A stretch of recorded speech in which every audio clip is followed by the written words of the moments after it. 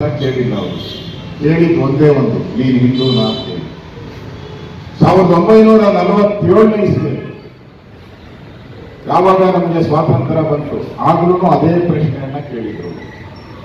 ನೂರಾರು ಲಕ್ಷಾಂತರ ಕೋಟ್ಯಾಂತರ ಹಿಂದೂಗಳ ಮರಣ ಹೋಮ ಆಯಿತು. ಆಗ್ಲೂ ಅವರು 1947ರಲ್ಲಿ ನೀನು ಬಟ್ಟೆ ಬಿಚ್ಚು ಅಂತ ಹೇಳಿದ್ರು. ಇವತ್ತು ಕೂಡ ಅದೇ ಡೈಲಾಗ್ ಅನ್ನ ಹೊಡೆದಿದ್ದಾರೆ. ಅಂದ್ರೆ ಅವರ ಮಾನಸಿಕ ಸ್ಥಿತಿ ಇನ್ನೂ ಬದಲಾಗಿಲ್ಲ. ತಿನ್ನಕ್ಕೆ ಅನ್ನ ಇಲ್ಲ ಅಂದ್ರೂ, ತಿನ್ನಕ್ಕೆ ನೀರು, ಕುಡಿಯೋಕ್ಕೆ ನೀರಿಲ್ಲ ಅಂದ್ರು ಅವರ DNA ಭಯೋತ್ಪಾದನೆ ಅನ್ನೋದು ಬಂದ್ಬಿಟ್ಟಿದೆ. ನಮ್ಮ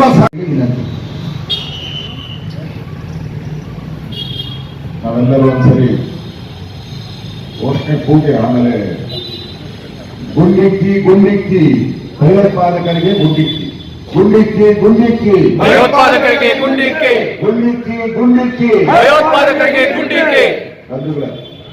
ಇವತ್ತು ಇಡೀ ದೇಶದ ಹಿಂದೂನ ಕೊಂದ್ರು. ಇಲ್ಲಿ ನಮ್ಮಲ್ಲೇ ಕೆಲವರಿದ್ದಾರೆ ಪ್ರಗತಿಪರರು ಅಂತೇಳಿ.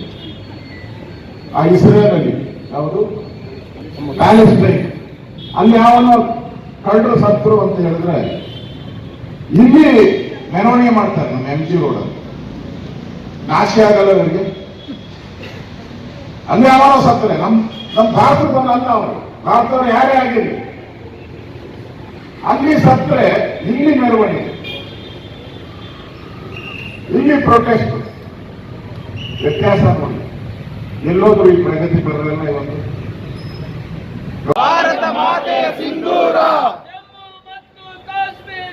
ಭಾರತ ಮಾತೆಯ ಸಿಂಧೂರ. ಜೈ ಜೈ ಜೈ.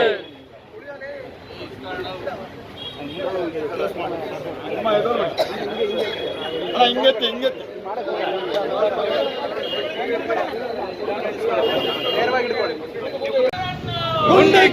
ಗುಂಡಕ್ಕೆ ಜೈ. ಭಾರತ ಮಾತಾ ಸಿಂಧೂರ, ಭಾರತ ಮಾತಾ ಸಿಂಧೂರ. ಇನ್ನೂ ನಮ್ಮ ಚಾನೆಲ್ ಸಬ್ಸ್ಕ್ರೈಬ್ ಮಾಡಿಲ್ಲ, ಕೂಡಲೇ ಡಿಜಿಟಲ್ನ ಎಲ್ಲ ಮಾಧ್ಯಮಗಳ ಮುಖೇನ ಕೂಡಲೇ ಸಬ್ಸ್ಕ್ರೈಬ್ ಹಾಗೂ ಫಾಲೋ, ಲೈಕ್ ಮಾಡಿ ಬೆಂಬಲಿಸಲು